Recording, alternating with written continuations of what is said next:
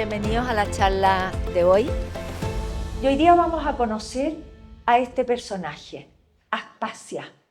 Quizás cuando se habla de otros romances de la historia, como una Cleopatra y Marco Antonio, se conoce más, se ha oído más, se han hecho películas. Pero de Aspasia, ¿quién es Aspasia? Aspasia la vamos a conocer como la mujer que cautiva a Pericles, la mujer que va a seducir a Pericles durante el siglo de oro en Grecia, en Atenas, que es el siglo V antes de Cristo. Ahora, el siglo V antes de Cristo para Atenas, ¿qué es? El momento de privilegio. El momento de privilegio desde el punto de vista político, desde el punto de vista cultural, desde el punto de vista del pensamiento. O sea, cuando nosotros en historia buscamos qué fue la época de Pericles, fue la época más grandiosa. La historia es después cuando le otorga un significado. A un Alejandro después se le da el apelativo de Magno. A un Carlos después se le da el apelativo de Carlomagno. A la época de Pericles después se le da el apelativo de siglo de oro.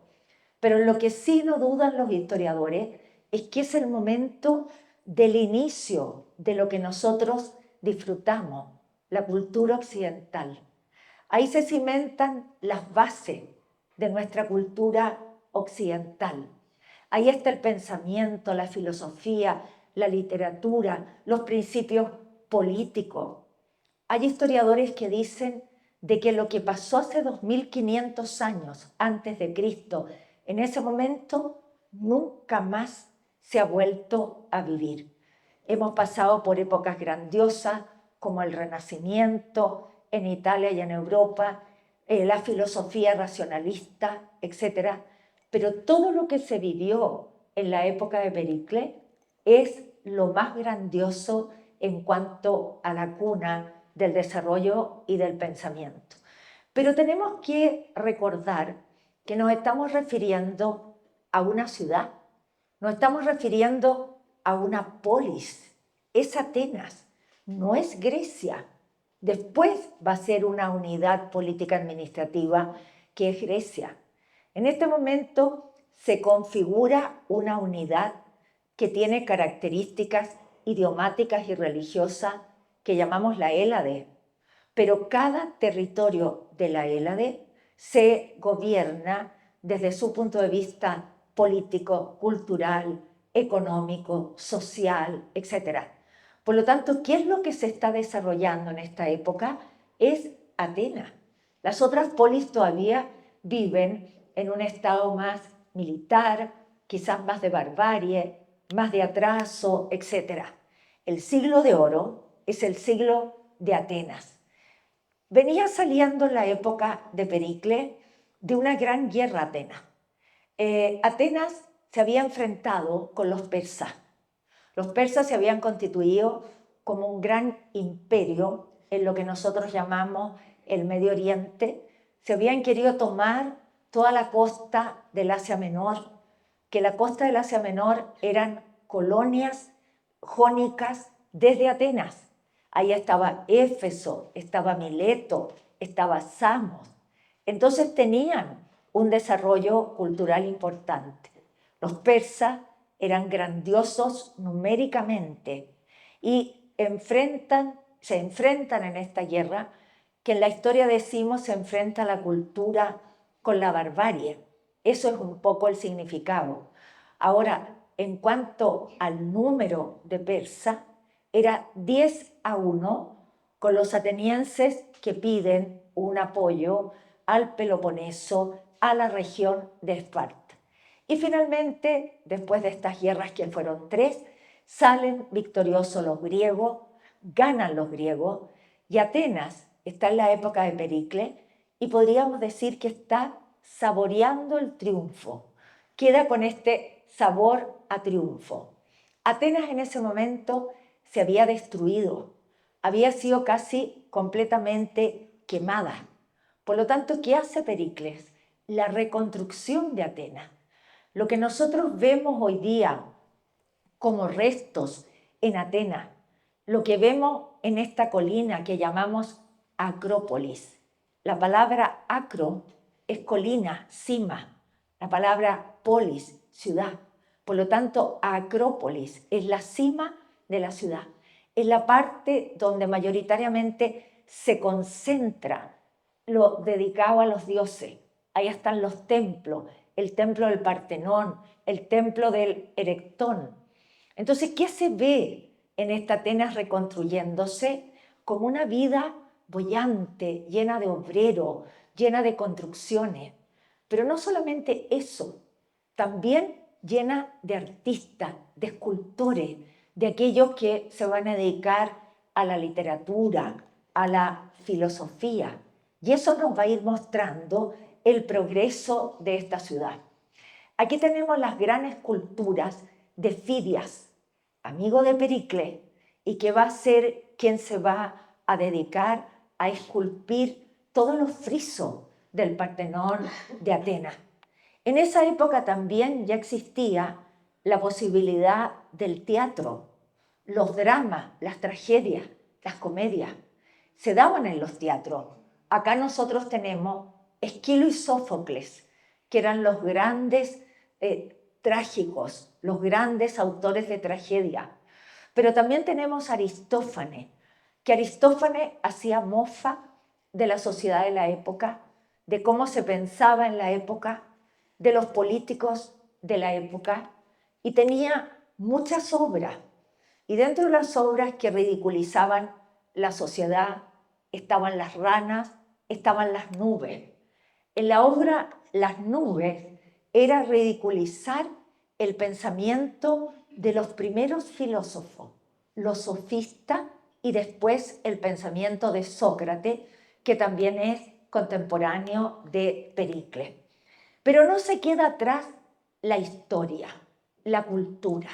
El gran Heródoto, un viajero por excelencia, que va tomando nota de todo lo que ve, va escribiendo no solamente el monumento que ve, sino que la historia de los pueblos por los cuales él va pasando. Por lo tanto, cuando uno habla de historia, la historia tiene que tener una base científica. Por eso que para los historiadores, el primer historiador fue Tucídides, pero para la historia en general es Heródoto, porque contaba en forma muy amena una serie de historias de pueblos que él había conocido, observado, etc. La primera vez que él se atreve a leer en público parte de lo que él ha encontrado en estas visitas es aquí, en la plaza, en la época de Pericles. En la época de Pericles y antes existe el Ágora, que es la plaza pública, donde todo pasando, y el Acron, la parte de arriba de la colina, que está dedicado a la parte religiosa. Entonces da la sensación que aquí pasa lo que pasaba en el Renacimiento florentino. En cada esquina, un artista, un filósofo, un escritor, todos están dedicados en ese momento al desarrollo de la cultura. La asamblea, aquel lugar donde se empieza a practicar lo que nosotros llamamos el concepto de la democracia.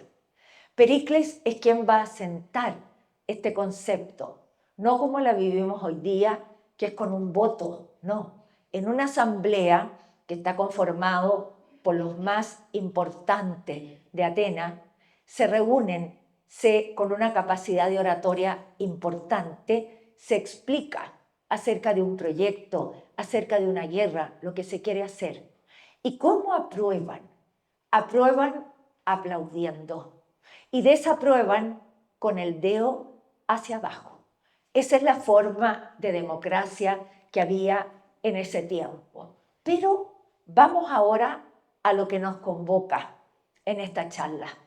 En ese ambiente de tanta cultura, de tanto desarrollo, ¿qué pasa con las mujeres? Las mujeres están en su casa. Las mujeres no tienen capacidad de poder obtener un grado de cultura de ningún tipo.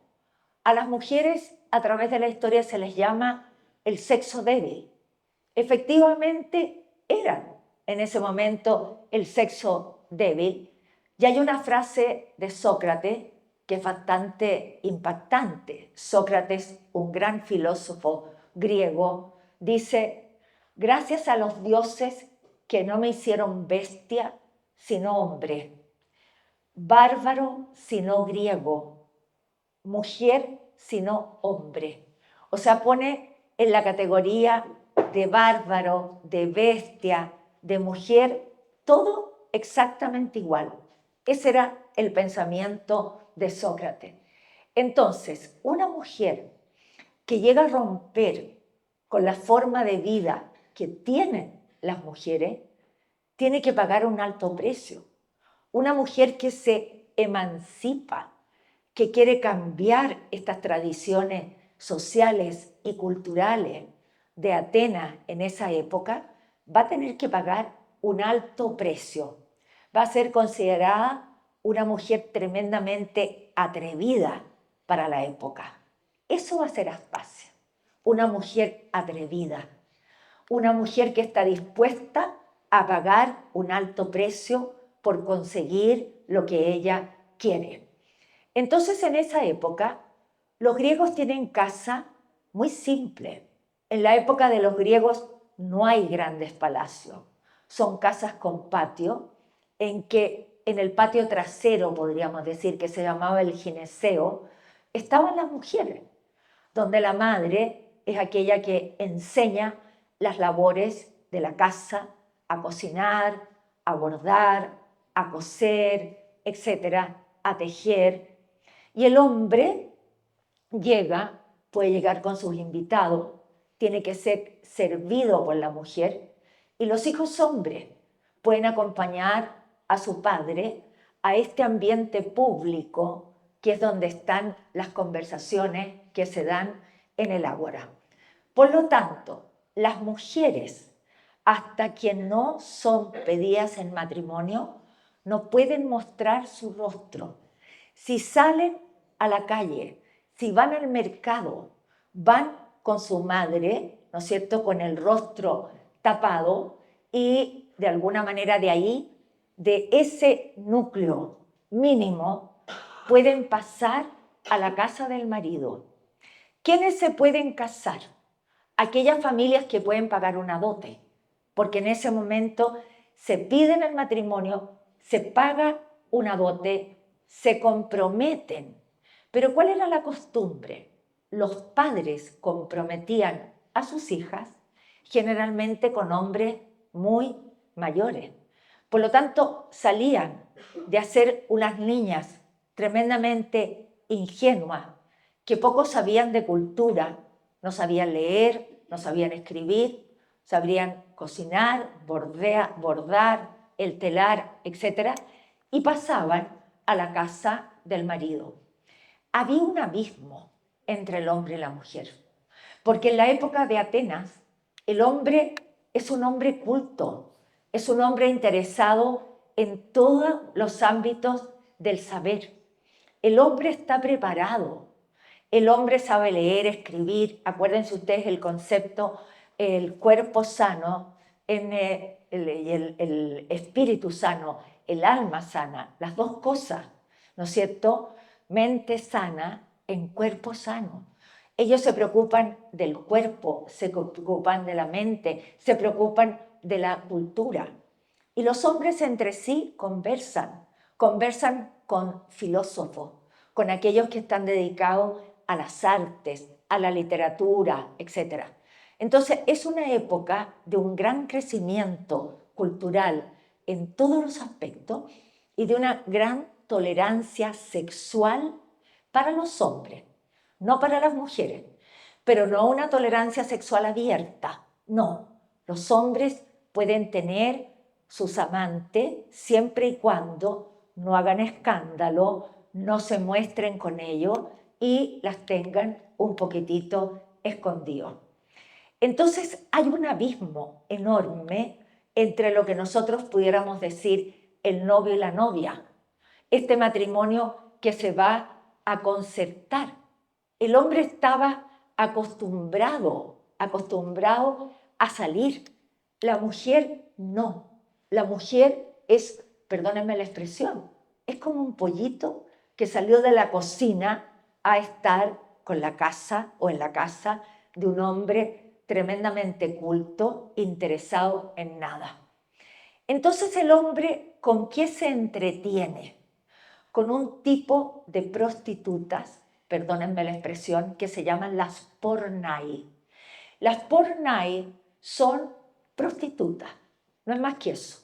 Son aquellas mujeres que sirven para saciar necesidades masculinas y que no tienen más educación que cualquier otra mujer.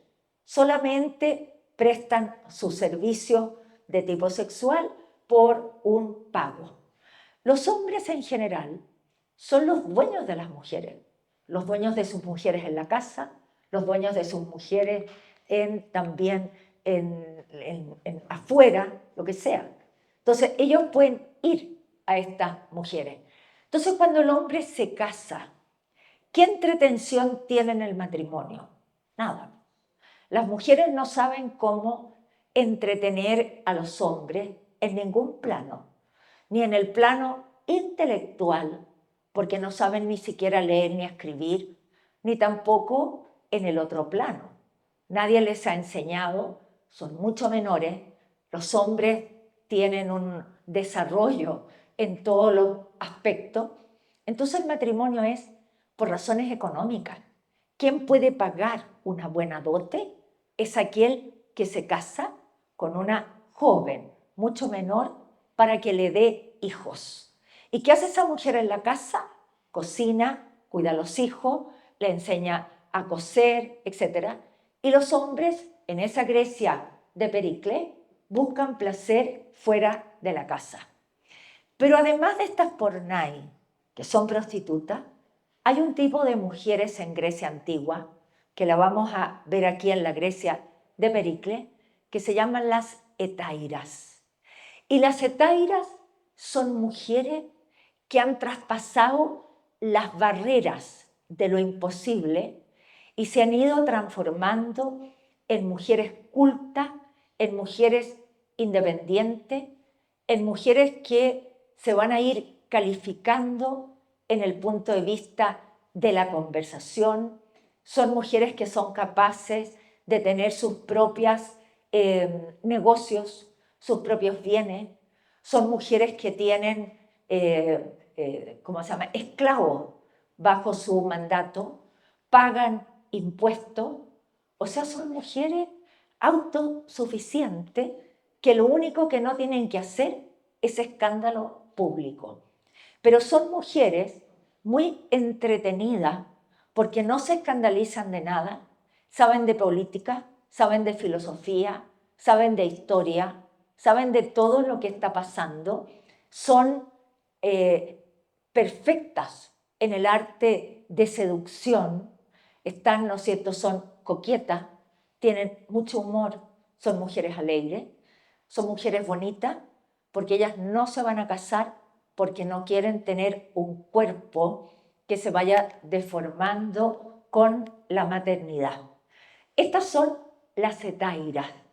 Estas mujeres con una habilidad tanto para conquistar hombres importantes, para una habilidad empresarial y una habilidad en todos los aspectos que Grecia en ese momento necesita. Hay muchas, pero en la época de Pericles vamos a hablar que hay tres que son quizás las más importantes. Una de ellas se llama Phryné, y Phryné va a pasar a ser l'hetaira, la compañera de uno de los grandes escultores de la época que se llama Praxíteles. Y Praxíteles es conocido por haber esculpido unas esculturas de Afrodita, la diosa del amor. Y esta Afrodita o diosa del amor de Praxítele, tiene como referente, tiene como modelo a Friné. Y Friné 2 veces al año, en Atenas, en el Pireo, en la playa, se sumergía al agua desnuda, se cubría en velos y toda la gente podía ir, no la gente, los hombres, podían ir, ¿no es cierto?, a mirar los encantos ocultos de esta especie de diosa Afrodita. Aquí tenemos cómo Friné sale del mar y todos se acercan a ver a esta Friné. Después tenemos otra mujer, también de esta época, con categoría de Taira, que es Lais. Y Lais fue una de las mujeres que más plata ganó con esta antigua profesión, pero esta profesión que las hacía ser mujeres cultas, mujeres expertas en maquillaje, en aceite, en velo, en el arte de seducir, etc. Entonces, su forma de actuar, su forma de conversar, su forma de reírse, su alegría, todo no tiene nada que ver con las pobres señoras que están en la casa sin ni siquiera saber leer ni escribir. ¿Qué tipo de conversación puede tener ese hombre que viene de estar con una mujer culta, entretenida, llena, ¿no es cierto?, de encantos ocultos, a alguien que solamente cuida niños y que sabe cocinar? Pero no son prostitutas, son aquellas mujeres que acompañan, son aquellas mujeres que entretienen, que entregan cultura, que no se escandalizan hablando de filosofía, de arte, de escultura, de tragedias, de comedia. Son acompañantes entretenidas con las cuales se puede llegar a hacer muchas cosas. Aquí tenemos a esta Lais, que era de Corinto, del Istmo de Corinto, y les tengo que decir de que estas mujeres fueron capaces de romper la tradición con la cual ellas no podían obtener educación. Comenzaron a mostrar la posibilidad de que se iban a educar, se educaban, pero esa educación no era solo leer y escribir, se interesaban por toda la cultura de la época, eran capaces de opinar de política, eran capaces de recitar poemas, eran capaces de leer a Sócrates, de discutir de filosofía. Entonces son mujeres muy activas en el plano cultural, muy bellas, podríamos decir, en el plano físico, porque, claro, las pobres mujeres tienen hijos y las otras ni siquiera se les va a caer nada porque no tienen ni un hijo, pero los grandes políticos de la época y los grandes filósofos de la época van a estar fascinados con estas mujeres muy bonitas. Y aquí va a entrar en escena nuestro personaje de hoy, Aspasia. Aspasia era de Mileto. Mileto es una de las polis que está en Asia Menor. La costa de Asia Menor hoy día es parte de Turquía, que fueron conquistadas desde Atenas por los jonios, y ahí tenemos gran cantidad de polis de la misma cultura de Atenas.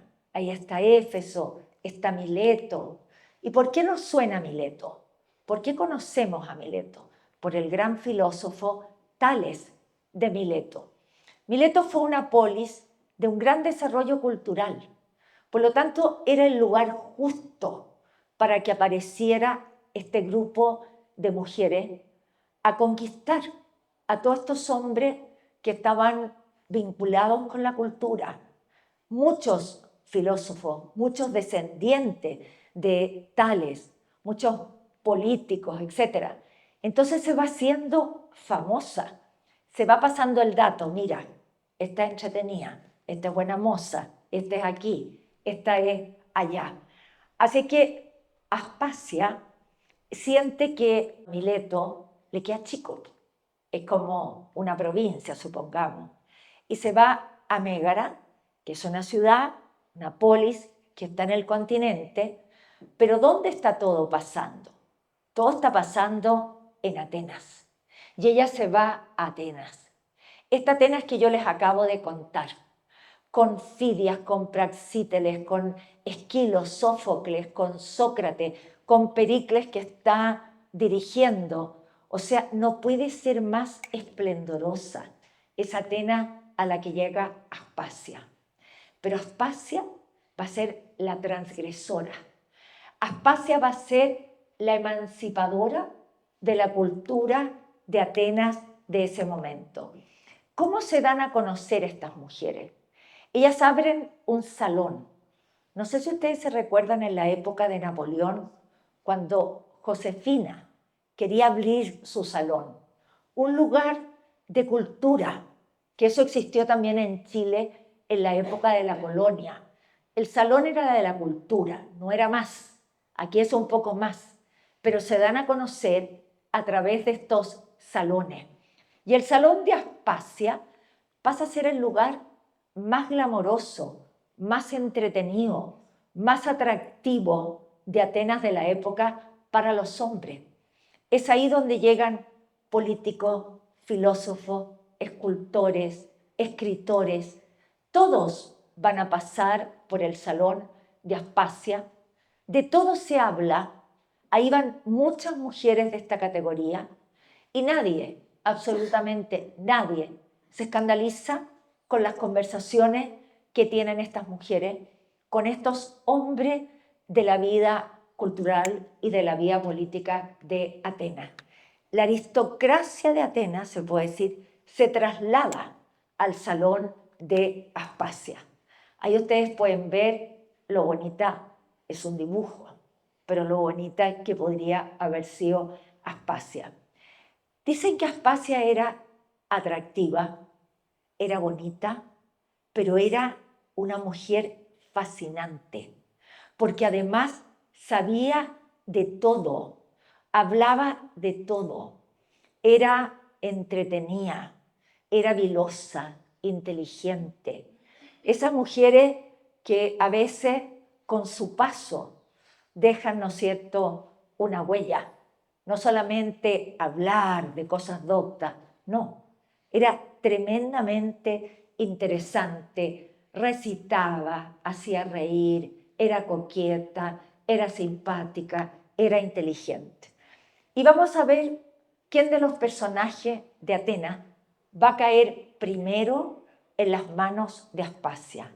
Sócrates, el gran filósofo Sócrates, amigo de Pericles, va a pasar por el salón, se enamora perdidamente de Aspasia, una relación para la historia incomprensible, que un filósofo de la connotación de Sócrates caiga en manos de una hetaira, pero Sócrates estaba casado con una mujer noble, de una categoría de nobleza más grande que Sócrates, que se llamaba Xantipa o Jantipa, la pueden encontrar con X o con J. Era una mujer hosca, era una mujer de un carácter muy fuerte que nunca entendió el interés de Sócrates por la filosofía. Nunca entendió las conversaciones de Sócrates que estaban relacionados con la belleza, con la ética, con el bien. Sócrates enseña su filosofía a través de diálogos. Sus obras se llaman los diálogos socráticos, a donde llegaban estos discípulos y la mujer de Sócrates se reía, lo ridiculizaba. Estos alumnos como que no entendían mucho qué pasaba con Sócrates, un hombre tan extraordinario que se quedaba callado frente a los chillidos, dice la historia, de esta mujer. Por lo tanto, tomando un poco en cuenta eso, es quizás comprensible que se haya entretenido con alguien que le entienda lo que a él le interesa. A él le interesa la idea del bien, a él le interesa el pensamiento, a él le interesa la cultura, la filosofía. Entonces en la historia, cuando se habla de Sócrates con Aspasia, dice, cambia los chillidos de su mujer por una conversación amena. Pero no nos podemos olvidar que estamos en una época de un personaje extraordinario. Y ese personaje es Pericles, la máxima autoridad de la política griega, de la política ateniense, un hombre tremendamente seguro de su poder, un hombre con una capacidad de retórica, de hablar y convencer, un hombre que ha pavimentado el sistema democrático en Atenas, que ha reconstruido Atenas, en que en la medida que él se va consolidando con su poder, van desapareciendo los enemigos que puede haber tenido Pericles cuando él llega al poder. Atenas es una ciudad tan esplendorosa, tan espectacular, que ya se habla en ese momento como capital de lo que va a ser más tarde Grecia. Eso se llamaba la Hélade. ¿Y por qué la Hélade? Porque a ese lugar habían llegado los pueblos helenos y se van a instalar en distintas partes. Era Atenas, la ciudad más importante, la polis más importante, pero mucho más grandiosa que cualquier otra polis que hubiera en ese momento en la Hélade. Plutarco, un gran historiador, dice lo siguiente, referente a Pericles: nada lo alteraba, inaccesible al nerviosismo, no tenía espacio a la vulgaridad, jamás albergaba un rencor o se dejaba llevar por el entusiasmo. Todo en él era cerebral, controlado y medido. Aspasia le va a tocar la fibra desconocida. O sea, después de saber cómo era Pericles, uno dice, uy, ¿qué fue lo que pasó con Aspasia? Bueno, Pericles era muy amigo de Sócrates, muy amigo de Praxíteles, otro escultor que era el que tenía como etaira a Fliné, y va a pasar un día Pericles por el salón de Aspasia, como para conocer qué es lo que era esto de lo que tanto hablaban, y va a quedar absolutamente enamorado de Aspasia. Queda fascinado con la forma de ser, y eso lo lleva a romper su amistad con Sócrates, porque ella hasta ese momento estaba con Sócrates, y llegó a ser tan fuerte la relación de Pericles con Aspasia, que va a ser ella la que va a empezar a influir en la política de Atenas desde ese momento. Pero la cosa no es tan fácil.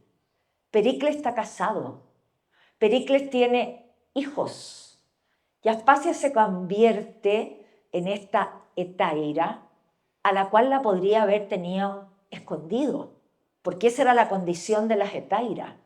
Pero Pericles perdió, cuando se dicen que pierden la cabeza, bueno, perdió la cabeza por Aspasia, se muestra con ella, quiere terminar el matrimonio con su mujer, y la población de Atenas, que tanto admiraba a Pericles, lo empieza a ver como un hombre débil, un hombre que ellos pensaban que era un hombre que no se iba a dejar, ¿no es cierto?, cambiar por nada, y de alguna manera está cambiando todos sus valores por una mujer.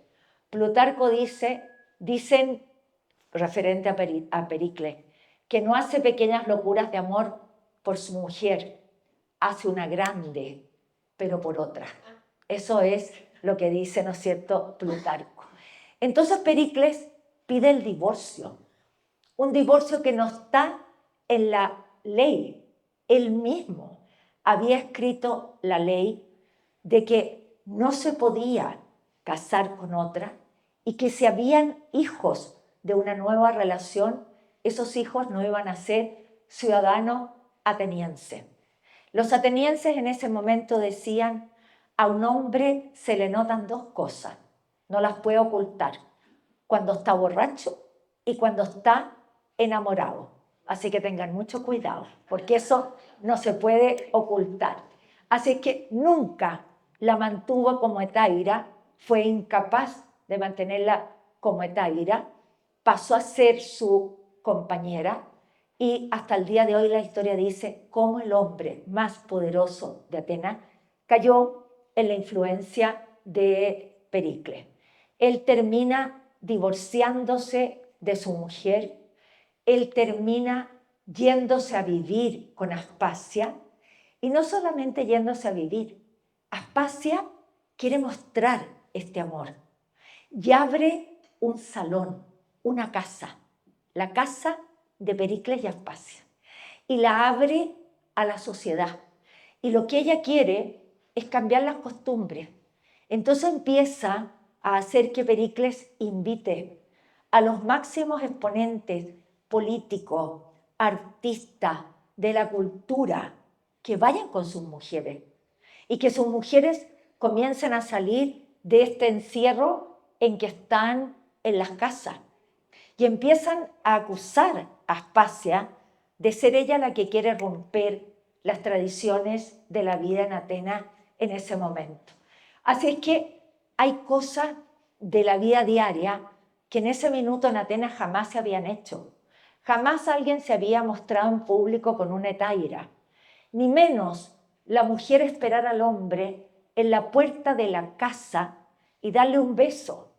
Ella esperaba a Pericles cuando volvía en la tarde de la puerta de la casa, se besaban en público, pero eran dos personas que se entretenían con la conversación del momento, que no era latera. Estaban pasando muchas cosas, el siglo de oro, el siglo de Pericles. Y mientras tanto Aspasia siente que nunca había soñado una vida mejor. Ella había soñado estar con alguien de un nivel político, social, mejor al que tenía, ¿no es cierto?, en Mileto, pero la verdad es que aquí ha llegado a grandes alturas. Entonces es ahí cuando empieza a abrir su hogar, a convidar a los políticos, al ambiente de la cultura, a las mujeres, y cómo va a cambiar las costumbres de décadas, de siglos. Las mujeres no estaban para participar en política. Esto le va a costar caro a Pericles.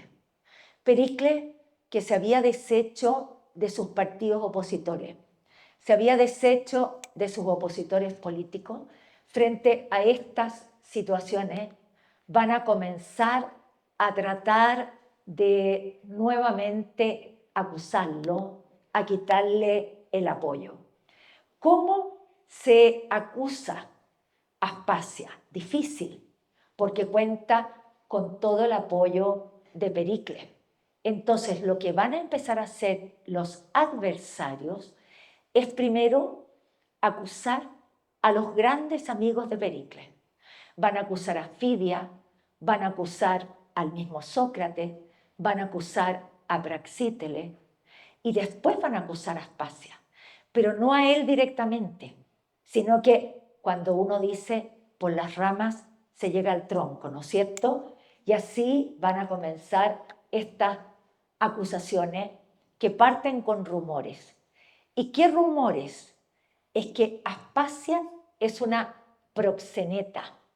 Aspasia le lleva mujeres a la casa de Pericles y de ella, y que de ahí van todos los políticos y todos los hombres cultos de la ciudad de Atenas, y por lo tanto empiezan a hablar de esta artimaña de Aspasia. También lo van a acusar porque hay un momento en que de donde era Aspasia, que era de Mileto, Mileto entró en una guerra con Samos, una islita que está ahí al frente. Entonces dicen que Pericles con Atenas va a apoyar a Samos y que la razón, ¿no es cierto?, de esta guerra es que Aspasia quiere llevarle mujeres al ejército que está peleando en esta guerra. Y así se va armando una ola de rumores y que de alguna manera no es fácil destruir a Pericles por la fortaleza que él tenía en su sistema político. Un sistema que le había costado lograr, que era este sistema democrático, una cultura tremendamente ya desarrollada.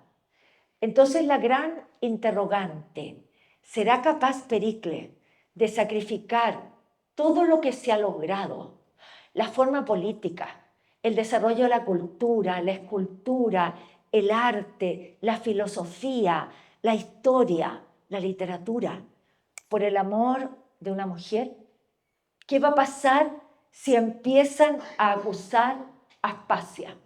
Entonces empiezan a acusar, como les digo, a quienes son los amigos de Pericles. Fidia. Fidia es el gran escultor de los frisos del Partenón y de una gran escultura que es la diosa Atenea, una escultura en oro. Y lo acusan de que se desaparecieron piedras preciosas y oro para la construcción de esta escultura. Vale decir, se robó un poco de la materia prima para esta escultura. Después acusan a Anaxágoras, otro filósofo, de estar corrompiendo a la juventud. Lo acusan de impiedad frente a la juventud porque incita a la juventud a pensar y de alguna manera eso los lleva, ¿no es cierto?, a que finalmente estos dos, que es el caso de Anaxágoras y Fidia, los van a expulsar de Atenas. Pero aquí van a empezar las acusaciones contra Aspasia, los rumores contra Aspasia, que lleva mujeres, pero no solo eso. Como es un lugar abierto de mujeres para entretención, la acusan de que ella lleva matronas para que hagan el servicio a mujeres que han quedado embarazadas por políticos, por hombres cultos que han pasado por este salón.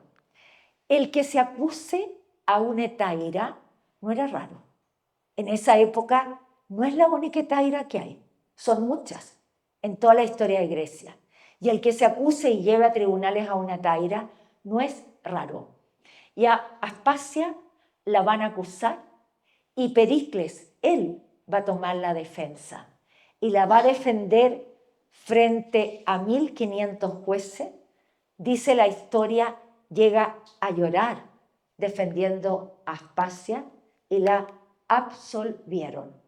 Pero finalmente vamos a ver que nuevamente hay una guerra, la famosa guerra del Peloponeso.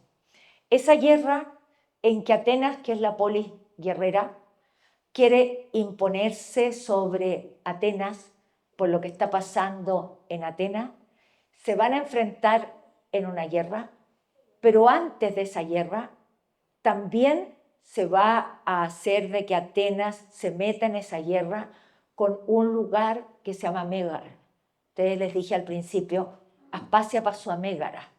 Entonces Aspasia va a obligar a Pericles, declárele la guerra a Mégara, porque los megarenses me vinieron a robar 2 de estas hetairas de mi salón. Por lo tanto, la situación política en Atenas se hace muy enrarecida, muy difícil de contener. La enemistad contra Pericles se va haciendo cada vez más fuerte por esta relación tan estrecha que va a tener con Aspasia. Tenemos esta famosa guerra del Peloponeso, guerra en la que más tarde va a ganar Esparta, pero desde un principio les dije, no vamos a hablar de Grecia, no vamos a hablar de la espectacularidad del gobierno de Pericles, vamos a hablar de una mujer que le robó el corazón a Pericles. En la época de la guerra del Peloponeso se va a desatar una peste que es como una especie de tifus. En una época en que todos sabemos hoy día lo que son las pestes.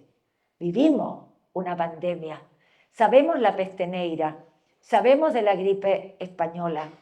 En esa peste muere una cantidad enorme de personas en Atenas. Y empiezan a acusar a Pericles de ser el causante de esta peste, lo llevan a un tribunal y lo declaran culpable. Culpable de la peste, ya no hallaban cómo, ¿no es cierto?, acusar a Pericles. Entonces estamos frente a una epidemia, estamos frente a la guerra del Peloponeso, estamos frente al surgimiento de una oposición fuerte y que él sigue defendiendo como sea a Aspasia. El amor de Pericles por Aspasia no se termina.